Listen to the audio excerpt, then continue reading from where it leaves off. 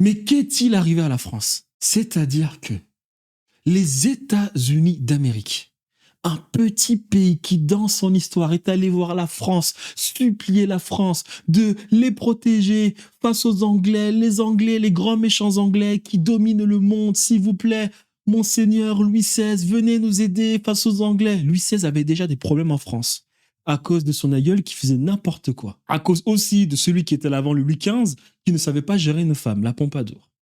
On lui dit non, ne fais pas ça, monseigneur, s'il te plaît, on va te la mettre à l'envers. Il y a Jacques Necker déjà qu'il faut gérer. Il y a de la subversion dans l'État français, c'est dangereux, on risque de te couper la tête. Et le mec, n'ayant rien dans les poches, va quand même sauver les Américains.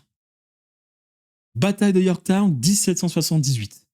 Donc c'est-à-dire que les États-Unis d'Amérique doivent carrément leur liberté grâce à la France.